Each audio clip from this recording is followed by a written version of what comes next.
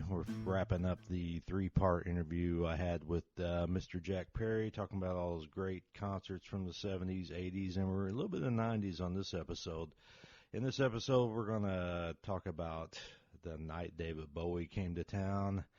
We're going to talk about just a bunch of shows, with Tommy Bolin and Edgar Winter, Johnny Winter, Mountain, of course, more Black Sabbath, Steppenwolf, John Fogerty, Toto, Ambrosia, Argent, John Mellencamp, Damn Yankees, a special story about the Damn Yankees concert.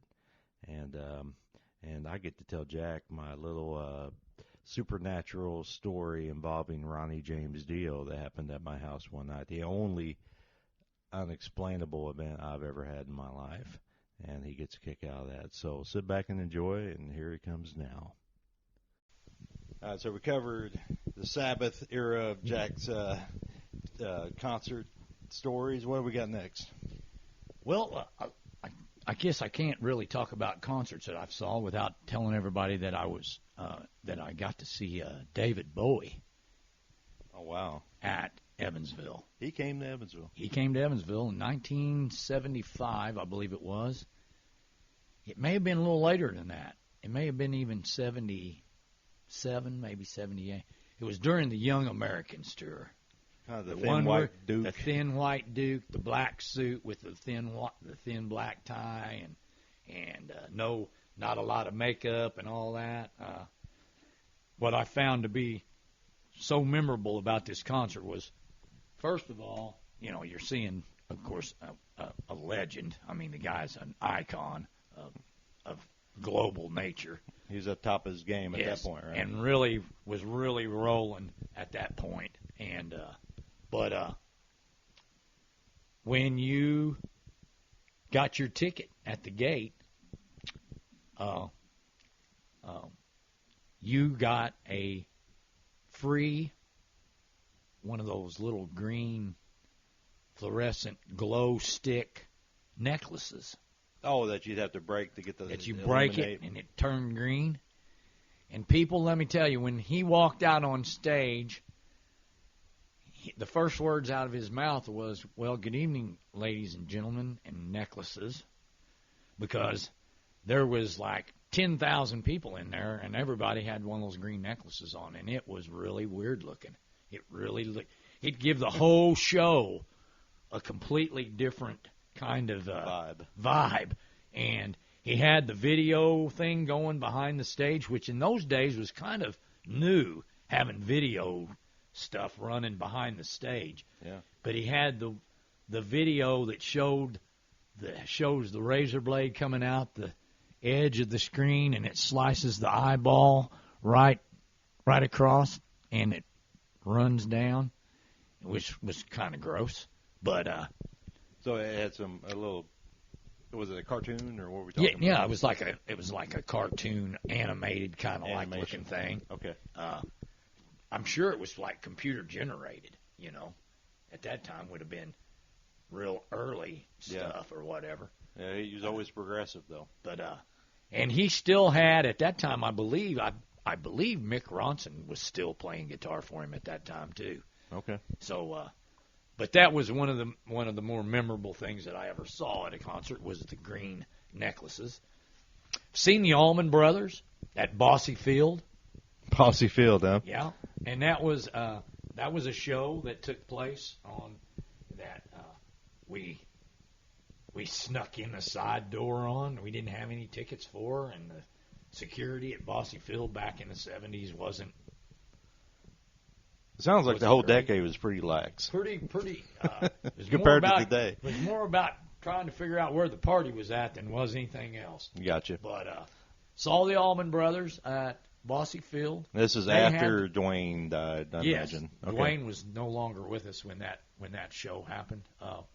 But that was pretty sure it coincided in the same time frame as the Rolling Stone concert that I saw in Memphis, because Charlie Daniels and Orleans opened the show at Bosse that night. Okay. And they had a stage built in center field.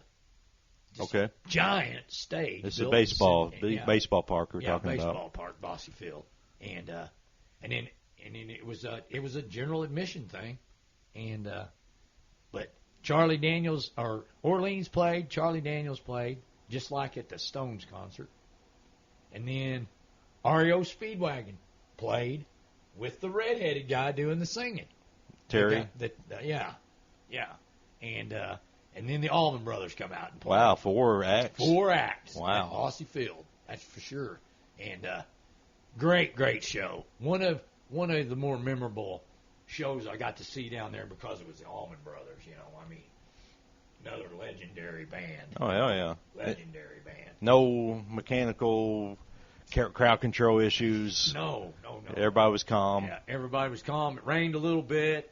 They had like a big canopy over the stage. Okay. So they kept on playing. It rained a little bit. It was just a big party. Okay. And which the 70s was just a big party. That 70s show. Yeah, exactly. That 70s show is way more real than most people really think it is. I can tell you, I lived it. But no. Never really touched on the fact that I saw Kiss other than one time I did see him with ZZ Top. And when I saw Kiss, the one and only time I ever seen them in concert, they were so new that they only had one record out when I saw them. They had one record out, and they had red lights that like used to be on the old cop cars on top of their amps. Oh, for Firehouse. For Firehouse. Yeah, that's right. Yeah. Gene Simmons did the fire and the blood thing, and that was basically their show. Right. And they played most of that whole record. They played, I think it only had maybe 8 songs on it, and I think they may have played 5 or 6 of them at least. Okay. Still to this day, my favorite Kiss record of all time. All right. Yeah.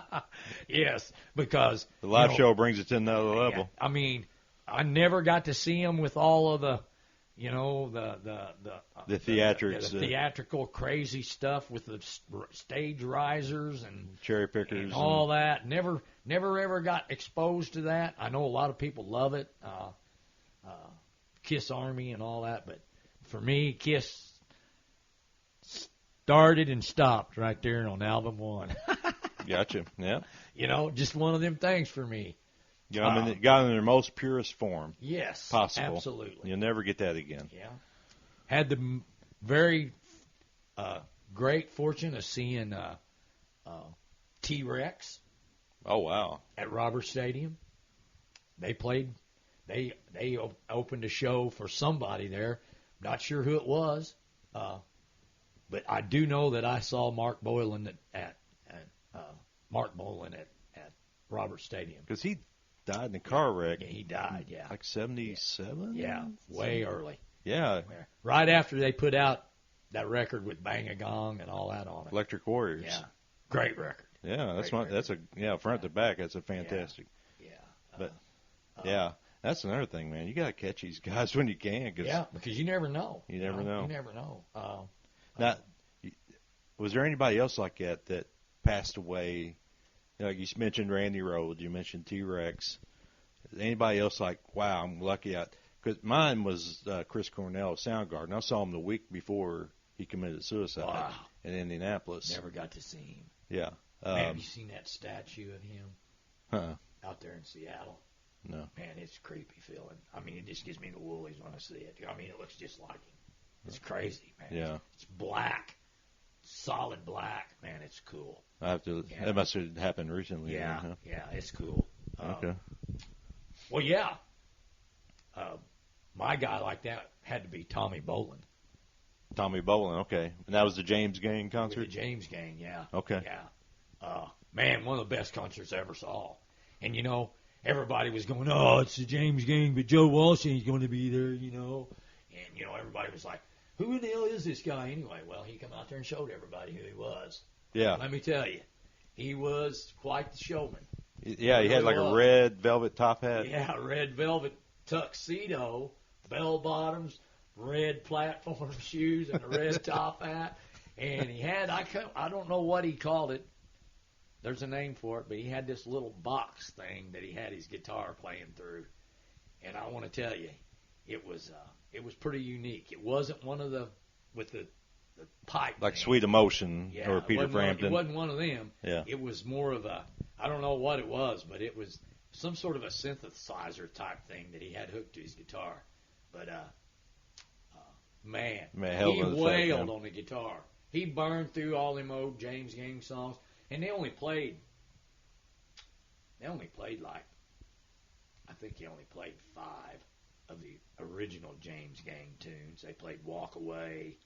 The hits, yeah. The hits, the ones that they really, that Funk 49. Yeah. And, I mean, Tommy Bolin could play that with his eyes closed, I'm pretty sure. Right. But, man, that record, Bang, they only made 2 records with Tommy Bolin, Bang and Miami. I think that's the only 2 they made with him. Yep. Now, he didn't sing, right? I mean, he did a little singing, yeah. He covered the Joe Walsh parts? Yes. And okay. But Roy Kenner, he did all the singing in the James Gang, except on the Miami record. There is a couple of songs on there that, and on the Bang record too. There's a couple of songs on there Tommy sings, and he sings a couple on the Miami record too. But Tommy's big record was Teaser. Teaser? Yes. Okay. That's your favorite. That's my favorite. That's a solo album, That's a right? solo record. Yeah. That's got some of the best jazz musicians ever playing on it. But it's got my favorite song on there by him, Wild Dogs. Okay. And just so glad that I got to see him. Would have much rather seen him do his own thing with Teaser and Private Eyes, yeah. Post Toasty and Busting Out for Rosie. Those songs, I mean, those are great songs, He wasn't, that didn't fit into the set list that night? No. But, now, how long after did he pass away after that show? I don't think it was 6 months. Really? It might have been 8. It might have been 8 months. Now, that was a heroin overdose, yeah. right? Yeah, heroin, cocaine, yeah. And he was just, he was just a victim of his own. Of the times. I mean, everybody liked getting high, and some people just didn't know when to quit. Yeah, it wasn't for everybody. And well, that was one of the reasons Deep Purple didn't last either, is because there was so much of that going on when he was in the band after Blackmore left. Yeah. I just think it's we got deprived of seeing somebody really, really, really have a great career, I think, right there. Of course, you go back through rock music, man. The list is long. The list is long, and it gets added to, every year it seems we add at least 4 or 5 guys to it, that just didn't know when to quit. No. Or I guess some of them are just ready to quit. I guess maybe that's what you could say. Some of them that take their own life, Yeah, it was a byproduct of that rock and roll, sex, drugs, and rock and roll. Right. Yeah, it's a very long list. Tommy's unfortunately part of that. Yeah, he certainly is, and how many can you name? I mean, that's another podcast. That's right? another podcast. That's another podcast. Yeah. I saw Johnny Winter. Now we're talking Johnny Winter. Frankenstein. That's Edgar. That's Edgar. Johnny's his brother. Okay. And he's passed away. Johnny is. Okay. Stevie Ray Vaughan's idol. That says something. Yeah. Johnny Winter was a blues guitar player, and probably when people ask me, and I get asked this because I get into a lot of musical conversations with my friends, because we'll go like in a Hard Rock Cafe, like in Tampa. Yeah. And I'll walk down through there. and they've got portraits on the wall, and I walk down through there and I just name them off as I go, and you know, it starts a conversation. How do you know so much about all that? Well, you know, I've seen all of them. Yeah. You know. I've been in that same place, and that had happened to me as well. We weren't playing the slot machines. We're looking at all the pictures, and then sure enough, somebody else come up and start talking about what we're talking about. Yeah. It's just it's a good conversation piece. Yeah, you know. And Johnny, I've seen Edgar during the Frankenstein tour. Yeah. And, you know. Edgar is more keyboard and saxophone. Gotcha. But Johnny Winter was a guitar player that, you know, Jeff Beck. Yeah. You know, he always mentioned him. And Kenny Wayne Shepherd, Johnny Lang, all of these new guys. It all goes back. It all goes right back to him. And I tell you, slide, picking, you know, the thumb picking and stuff that Stevie Ray did, that's Johnny Winter. I mean, Johnny Winter was just, and he was so, you know, he was an albino. Yeah. And I think him and Edgar both. And I think that kind of hurt him with the public.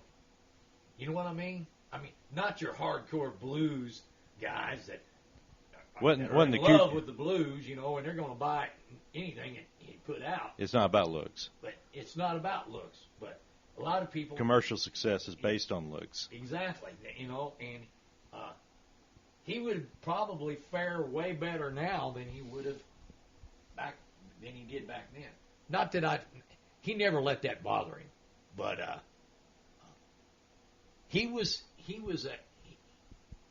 I saw a few interviews with the guy, and he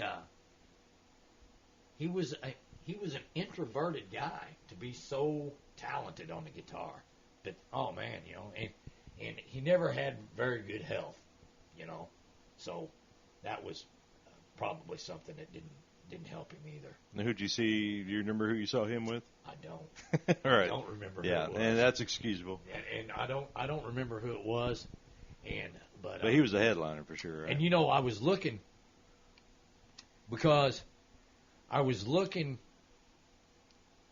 in preparation for this little story thing here we're telling. I went back and I did look at I couldn't remember who Kansas played with at Veterans Coliseum. I couldn't remember if they were a headliner or did they open for somebody or what. It ended up it was Black Sabbath. Okay. I went online and looked on the Sabotage tour. Yeah. And it's got a Black Sabbath Kansas show in Indianapolis, but it don't have the show from Evansville on there. Okay. And then down at the bottom it says, you know, if anybody out there would like to add to this information, please feel free to do so. Oh, there you go. Send it in if you've got a date or a show that's not on there. So I started to do it, and I thought, you know what, I'm not going to mess with it. I'm just going to move on. I'm getting too old to be participating in such stuff. But, but that's how I realized that that's who it was. It was Kansas, and then Sabbath come out, and I'll never forget Sabbath coming out that night because Ozzy had on a pair of red frickin' leotards. And I'm like, dude, come on, really? And I mean, it looked like. Well, you seen that cover album? Yeah. I mean, they're all wearing little. He had the same shit. Those He outfits. looked like he'd come right out of a Robin Hood fucking movie. Yeah, that's how the album cover looked. Yeah, and. I mean, Bill Ward looked like Little John. I don't know what the heck those tights were. That is so funny. That's so funny because you know. That's the things that you remember about a rock concert, you know. Like, for instance, I saw Mountain. Right, yeah. At Mississippi Queen Mountain, you know. Yeah. Theme from an Imaginary Western. Yeah. I mean, good band. Good song. Well, I mean, Mississippi Queen made the top 50 rock songs of all time. So, Yeah. Oh, yeah. I mean, solid. Yeah, that's a solid burning ass tune right there. But what I remember about that show was the drummer. I believe his name was Corky Lang. That's it. He'd be playing, and when he'd go to crash on his cymbal, he'd let that drumstick go, and it hit the cymbal and fly out in the crowd. People were. It'd ricochet off the cymbal. He was ricocheting them off the cymbal, throwing them out in the crowd. Okay. And this guy's right beside me, man. This drumstick comes right at us, and I reach up and grab it and missed it, and it hit him right in the head, right there. Like a spike. The blunt end, not the pointed end, the blunt end. Okay. And it just kind of bonked and just kind of stuck there for a second and fell no. out. And he had a freaking dent in his head. Oh, my. I mean, it bashed him in the head. And the dude was like, he was having convulsions. He was about ready to go down. It was a concussion, huh? Yeah. I mean, it whacked him right in the head, man. And that drumstick, nobody gave a shit about the guy. Everybody was on the floor trying to find that drumstick. Yeah. And he was there going in convulsions. And he was like, hell, I'm injured, people. And they come and got him and took him out. Wow. But and he kept doing that. He did that the whole show. Every time he got ready to hit that one cymbal, he let go of that fucking stick and it'd fly. And I mean, he was shooting them that's not that big anyway. Right. Well, he's shooting them halfway across the room. So he's had practice with this. Oh, yeah. You could tell that was the way he'd throw his sticks out. He had that one cymbal. Okay, gotcha. Yeah. And then, of course, I mentioned earlier that I saw the James Gang. Yes. And I mentioned before we ever came on air that you're going to tell a story about Joe Walsh. Yeah, I was going to tell you the very, very short story of my Joe Walsh concert at Veterans Coliseum. Okay. We got to partying in the middle of the day, started down towards Evansville, got down there, got parked over on one of them side streets, went over to Full City Boutique, went over there, hung out for about an hour, and got back out to the car, and we was nipping on a little liquor and tailgate style, a little tailgating, kind of incognito tailgating. Underage. By the time I got in there, I was pretty much blind, pretty well, Right. And ended up in the bathroom, sick, of course, and blind drunk. And the only thing I remember about Joe Walsh is the opening stanza of Rocky Mountain Way. Big introduction to that, I'm sure. And I'm pretty sure that was the last song he played. If that wasn't his encore, it was right near the end of the show. And I tell you what, probably my most miserable concert ever. And I was always a big Joe Walsh fan. But not because of Joe. But not because of Joe, just because I was such an idiot. Because you had to learn. Yeah, I had to learn the hard way that alcohol consumption does have a maximum input. And you can exceed that if you try hard enough. Yeah. But, Yeah, you were talking about tequila. Mine was Southern Comfort. Oh, my goodness. Man, 5150 Van Halen with Bachman Turner Overdrive opening. I drank Southern Comfort that night and got sick, and I have not drank it since. Yeah. Yeah, I don't doubt it. Because, I mean, we all have I ours. swore off of the tequila that in 74 I was 16. Of course, I didn't have any business drinking tequila anyway. But I didn't drink any more tequila. Curiosity kills a cat. I was probably 40. Probably 40 by the time I ever drank any shots of tequila again. Yeah. And now I don't do it again. I don't do it now. I've done swore off of it the second time. Yeah, you had to remind yourself. I had to. I did. Your sister and I, we reminded ourselves of that one night at the Big E. Yeah. And we haven't been that way since, thankfully. But yeah, hey, you want to wrap it up? Yeah, let's give me one or two more here, and then I'll have a question. Okay, all right. Steppenwolf, great 60s and early 70s band that I had the pleasure of seeing at Mesker when they reinvented themselves back in the 90s. Went and saw them. Wonderful, wonderful band. Sounded just like the 60s and the early 70s. Great band. Yeah, they did have a reprise in the Yeah, 90s. they did. I remember that. Yeah, they did. And, one of the little tidbit. What was the front man? John Kay. John Kay, that's it. John Kay. Yeah, that's right. He, I don't know, a lot of people know this or not, but, the phrase heavy metal, the term heavy metal, that was first coined in one of the lines of Born to Be Wild. Heavy Metal Thunder. Heavy Metal Thunder. That's right. That was the first time that word had ever been used to describe, of course, at that time he was describing a motorcycle ride, I believe, but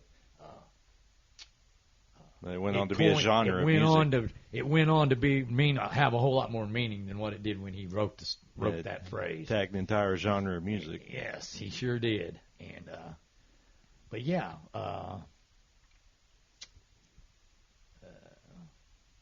the list is long. The list is. People, there's over 100 bands on this song. Yeah, we could do hours here.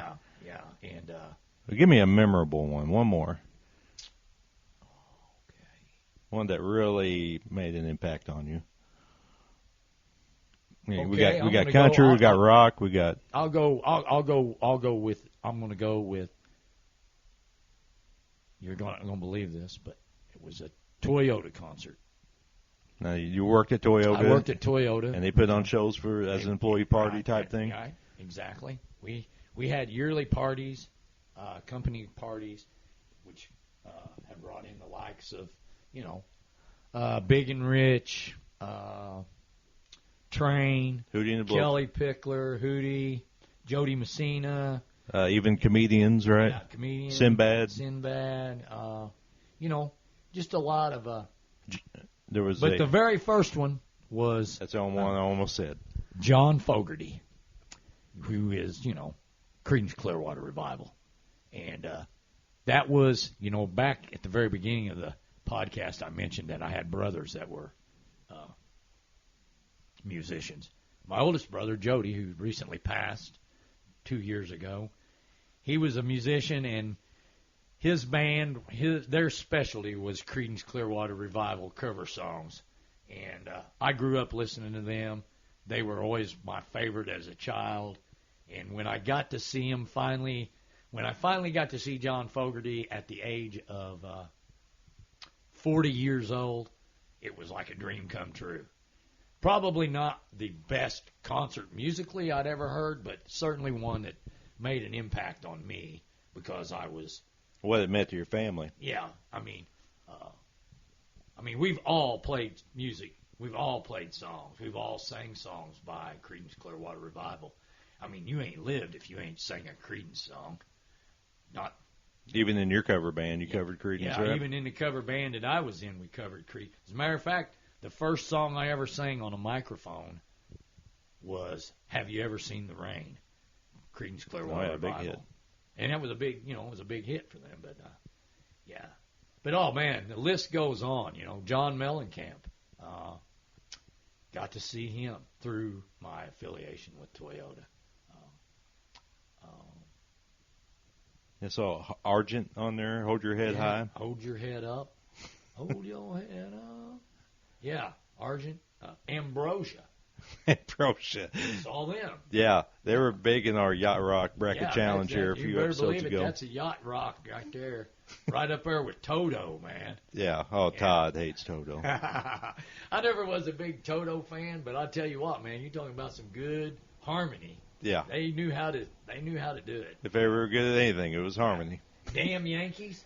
That was the one show that we didn't talk about. Damn Yankees, and I was trying to think who opened for them. I think REO Speedwagon. Really? Even back, this is like 91, 92. Yep. Ted Nugent, Tommy Shaw, and Jack Blades. What I remember about that show, I'm pretty sure it was REO Speedwagon that opened up for him, and there was a damn bully down in the front, and Kevin Cronin stopped the fucking show. That may have been two different shows. But I remember Kevin Cronin stopping the show just like Glenn Fry did, and some dude was down there, and the cops got to beating on him, and then Kevin Cronin got on the cops' ass. "You son of a bitch, quit beating on that person." Really? Yeah. That was in Roll with the Changes. And he did the same fucking thing Fry did. He stopped right at one spot, and when he went back over there, he picked right back up the same spot. Oh, you know a song, huh? Yeah. Roll with the Changes. That was a damn song. Damn. Damn Yankees. They were playing.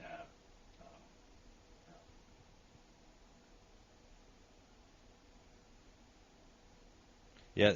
Well, this is after the Iraq War broke out, right? And I remember Ted Nugent he used to shoot arrows from his compound bow to Saddam Hussein's pitcher. Is that right? Yeah. Back in those days? Yeah. I remember that being a gimmick that he did on that tour. Yeah. Ted's off the hook. Yeah. The hunting and all that. Yeah, but but he was a character even before. I mean, he had like deer tail. Oh, yeah. He'd wear with his white skinnies, Yeah. white skinny pants. He told somebody one time in an interview that the reason he wore that deer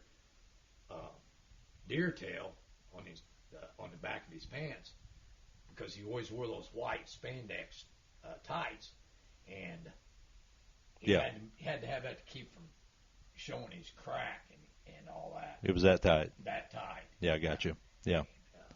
So the greatest thing he ever said was that I was watching one of his hunting shows back in the day, and he said, "Could you imagine if Elvis was a deer hunter? He'd still be alive today."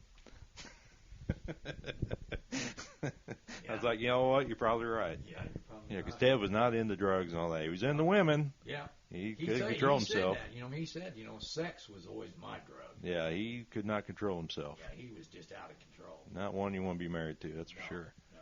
All right, But anyway, the damn Yankee show. What I want to tell you about that was that was one of the shows where they rigged. Of course, now I guess they do all of it like that. They rigged the sound system from the ceiling. Yeah, that's right. Yeah, they hang first when you put the stage in. When I first started going, dude, you had speaker towers piled up on the sides. You couldn't even see the stage. Because most stages are permanent. Yeah. You couldn't do that stuff. Where you hang the rig and then roll the stage in. Yeah. And that's the way it is today. It wasn't like that back then, I imagine. But they had a rope hanging at the side of the stage. Mm-hmm. Had it pulled over, and it was knotted. It had knots. It was like a climbing rope. Yeah.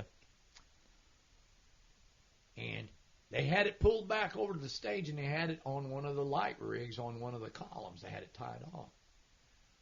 Well, they were playing, and there were people down in the front. It was reserved seat, but they had people standing down in the front. Yep. This guy, a young guy, I don't know, he looked like he might have been in his late teens, early 20s.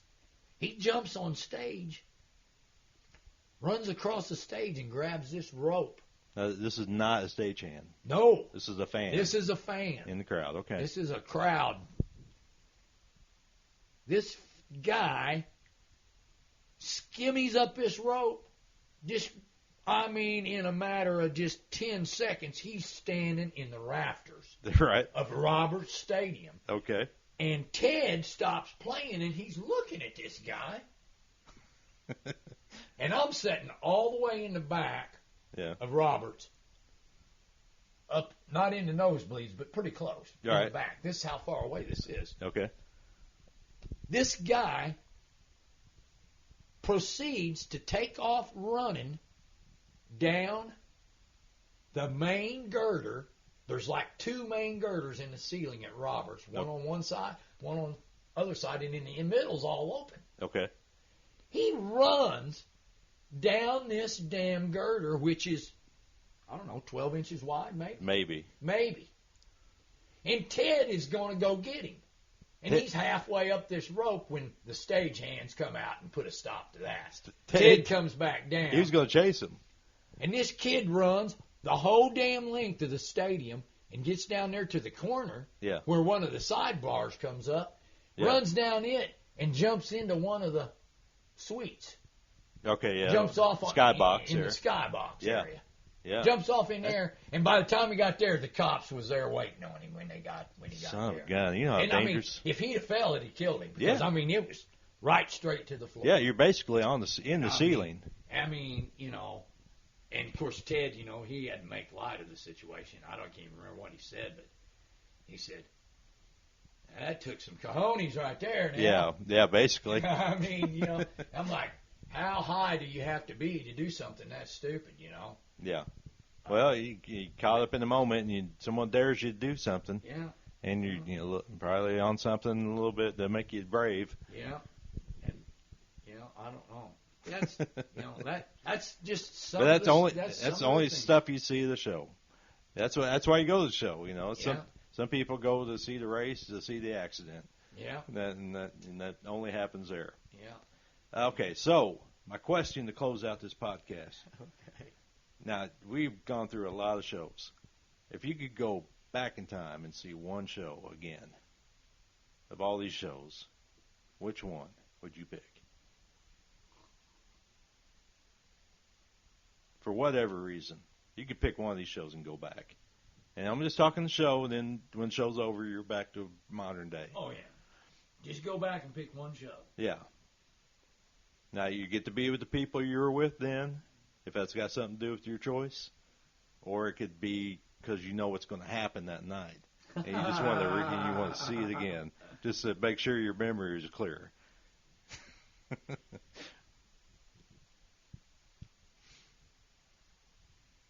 Well, you know what? What's that? If I could go back and see one show that I'd like to see again, it'd probably be that Heaven and Hell show over at Cincinnati. Really? Yeah. The one back in '09 that we went to. That we went to. Of all the shows, Of all the shows, that was the one with Megadeth and Machine Head. Which I didn't, you know, I could have sat outside and waited for Heaven and Hell to come out, or Black Sabbath, or Yeah. But that show was. That was with me and Todd. Yeah, that was with you. Well, that was the night I told you the story about the thunder and the first time we'd heard that story. First time you heard the DO and the storm lightning and shit, the storm at the massacre. But yeah, that show, and my next pick would have been that show. I'd like to go back and see that show again because I'm just such a Dio fan, dude. Well, when we're on Janet's playlist on her phone, I said, "Go to the Dio. Gotcha. Go to the Dio. Gotcha. Go to the Dio." I got Stargazer on there, you know. Yeah. And that song just blows me away. Okay. Neon Nights on there. Okay, I got to tell you my Dio story. Since you picked that one, which it kind of surprises me because you'd seen all these hundreds of shows, but I've told you about my Supernatural story involving Dio and why I had to cut back on listening to Dio. Because you know I'm much a Dio fan. I think that's where we connect the most. Yeah. But it was I want to say when I first moved in my house in about 2007, somewhere around there. I was on the couch downstairs and I was watching. I fell asleep. And I woke up and it was like 2 a.m, something like that, and I couldn't get back to sleep. So, you know, I kick on Lord of the Rings, and this is this would have been the Two Towers, and it's a scene where Gollum is leading the two Samwise and Frodo through the swamps. Right. He's their guide, and they start seeing the dead faces. Well, I can never figure out what the hell Gollum's saying. So I put on the caption so I can understand what he's saying because he's got such a weird, you know, voice. So I'm reading the captions and I'm watching the movie, and suddenly the captions disappear for whatever reason. I don't know. But then, and that was a time I was on a serious Dio kick, and I had this, you know, you always got songs in your head when as the day's going. I had a Dio song in my head. I can't remember which one it was, but the caption goes off. It reappears right in the center of the screen, and it's flashing like the black square and the white letters. It's flashing DIO, and then it goes away. What happens next? I hear a crash upstairs immediately after it goes away. I go upstairs, and my chest and drawers have fell forward in my bedroom for no reason. They were directly above where the TV was, and where the setting of the house is. Those chests and drawers were right above where the TV would be downstairs. I had to stop listening to Dio after that for the longest time. Yeah. So, well, that was before he died too, wasn't it? Yeah, because he died in 2010, I think. Or 2011. 2011, somewhere. 2011. It was around that time. So yeah, this is '07, and that's where I realized that there is something about Dio that's supernatural. Oh, there's no doubt in my mind that he ain't channeling something. Yeah. He wasn't channeling something. Oh, yeah. I hope it's not something that got him in trouble with our maker, but well, it's looking like that. Geezer Butler says he knows where he is, and Tony Carey told some, he's a keyboard player for Rainbow. He told some stories of why he left, and he doesn't like talking about it anymore because it has such a dark attachment to it. Yeah. So, well, he said that they set Dio and Blackmore set Jimmy Bain's bed on fire with. That's why Jimmy Bain. Why Jimmy Bain bailed on him. Yeah. But then Bain ended up back with him with Dio. Well, he needed money, I guess. Well, yeah. He probably wore some protection. Yeah, he probably had fucking garlic hanging around his neck or something. Right, you know? Yeah, he kept crawling through the window like Dracula. I can remember when Dio came to Evansville. He came to Evansville on his one of his very first solo tours, and at that time there was a radio station in Mount Carmel. It's called WRBT, Ribbit. Yeah, that's it. The Frog. That's it. Yeah. And they did a live interview with him. Oh, no kidding. He came to Mount Carmel? He came to Mount Carmel. Wow. I bet I can get my hands on that. What do you want to bet? I bet I can get my hands on a recording of that. That would be I know fantastic. the guy that runs that radio station. Oh, still. you got to do that. How cool would that be? I'll see if I can. And Janet knows his wife, so we'll have to. That's a whole other podcast. That's a whole other podcast. But that guy nailed him down that day on whether or not he was a devil worshiper, and he said absolutely not. Yeah, I mean, he had all different kinds of answers to that question. I'm a humanist. He said I believe in the human race. We create our own heaven and hell. Yeah, that's right, and that's what he said. He said I believe that religion is a creation of men and a necessary creation. Right. Think where we'd be with no religion. We would have no direction. Yeah. The direction would have to come from somewhere because that's just our nature. Well, that's what Carl Sagan always said about religion too. Now that we're wandered completely off of the topic. Right. Carl Sagan said, even if we don't have a God, he said, religion would have been required in order to instill some sort of moral compass in the masses. Yeah. He said, if for nothing else but that, Yeah. And that's what he believed. He believed that it was just entirely necessary to have it for law and order and society to exist. Yeah. Without it, he said, it'd be anarchy without it, without religion.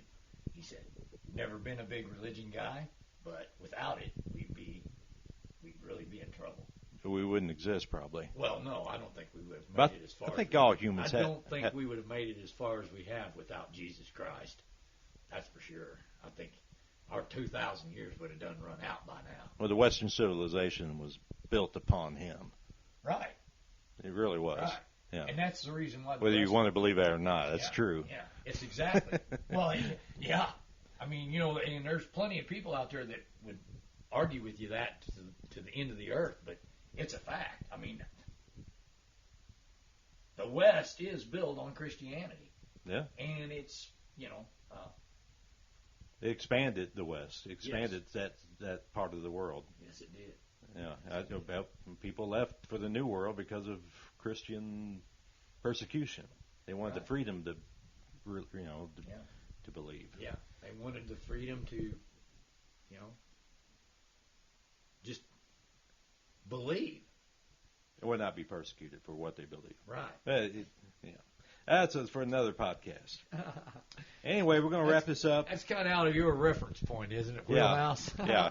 Well, not really out of your wheelhouse, but out of the wheelhouse of the podcast. That's right. We went from talking concerts to going to Jesus Christ. But, sometimes concerts are a religious experience. And Yes, they are. That's a good place to end it. They So, are. Jack, thank you very much for your time. Well, Jimmy, I appreciate the opportunity to get on and tell a little bit of my story, as old as it is. And thanks to you, and make sure you pass along my appreciation to Todd as well. We'll do, yeah. I know he's going to look forward to hearing this. So Well, we'll end it there. Thank you, everybody, and we'll see you next time. peace out.